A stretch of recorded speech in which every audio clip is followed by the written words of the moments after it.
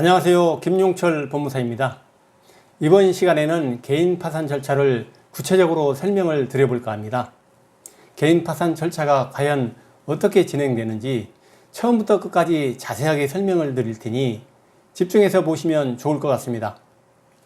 먼저 개인 파산을 법원에 신청하게 되면 처음에 법원에서 첫 번째 결정하는 것이 예납명령이라고 합니다. 판사님께서 직접 서류를 검토하시고 이분이 개인 파산으로 진행하는 게 맞는지 이걸 결정하는 단계라고 생각하셔도 됩니다. 지급불능이 인정되어야 개인 파산 자격이 주어지고 개인 파산 자격이 된다고 하면 첫 번째로 하는 결정이 예납명령이라는 겁니다. 그리고 법원에 처음 나가는 날이 파산선고 기일이라는 날인데요. 그 다음에 파산관제인 조사 절차가 이어지고요. 파산관제인 조사가 끝나면 파산관제인이 법원에 조사보고서를 이제 올리게 되고 채권자 집회 및 의견 청취기일이 한 번 더 열립니다. 그리고 나서 이제 문제가 없으신 분들은 면책 결정을 받게 됩니다. 그럼 여기서 중요한 건 내가 어떤 일을 해야 하느냐? 이게 중요하겠죠. 첫 번째 신청을 하시려면 당연히 상담을 잘 받으시고 준비 서류가 필요하죠. 이 서류들을 준비하는 시간이 필요합니다. 일반적으로 개인 파산을 상담받고 이제 시작하겠다고 해서 서류 준비가 시작되면 2주 정도 후에 법원에 사건이 접수되게 됩니다. 접수가 되면 좀 전에 말씀드린 것처럼 첫 번째로 법원에서 파산으로 진행이 가능하시다면 예납명령이 나온다고 했죠.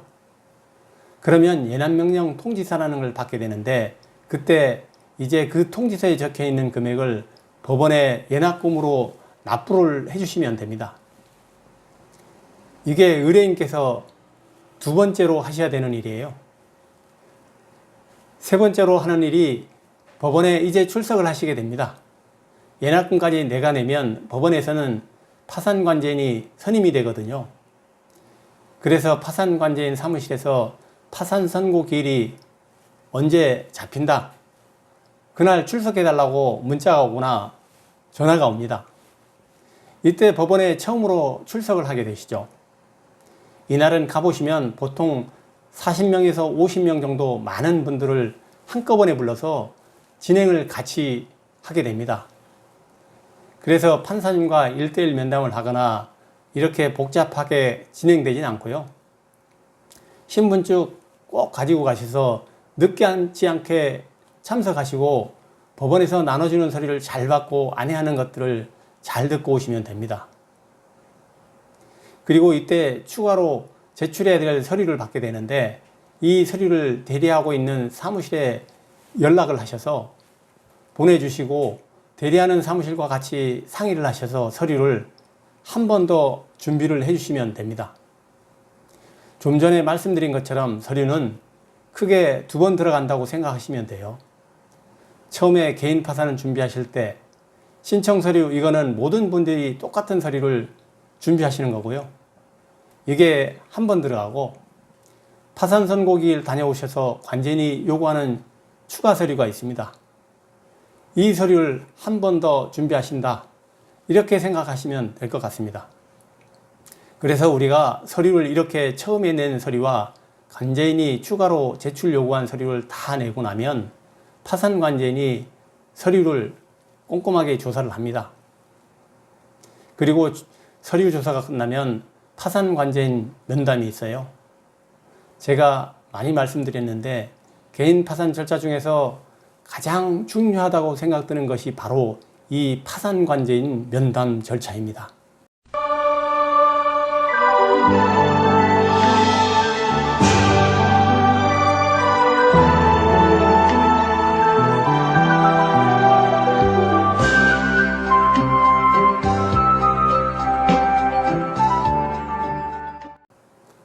좀 전에 파산 선고기일은 40~50명을 불러놓고 같이 진행한다고 그랬잖아요.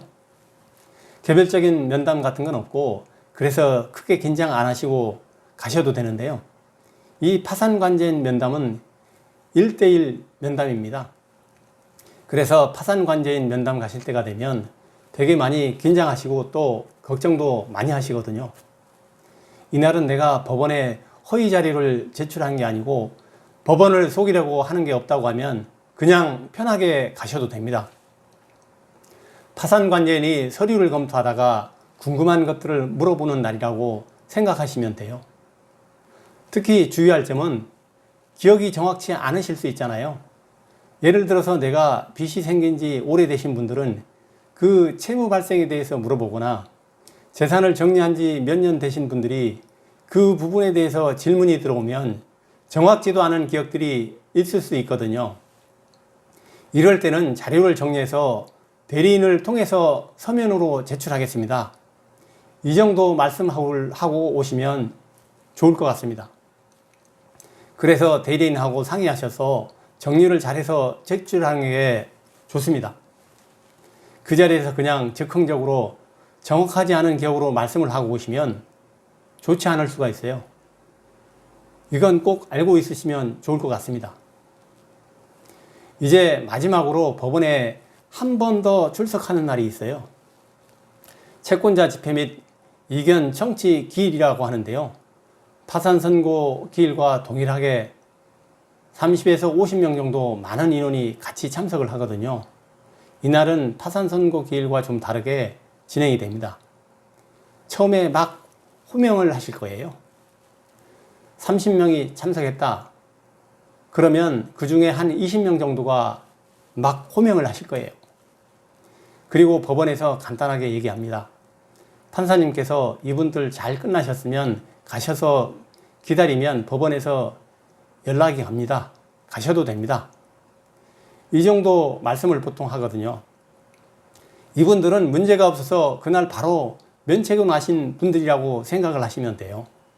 그리고 앞에서 호명된 분들을 보내고 나서 뒤에 한 분 한 분 개별적으로 호명을 하시고 판사님께서 질문도 좀 하시고 이런 절차를 거치게 되는데 이분들은 뭔가 문제가 생긴 분들이에요.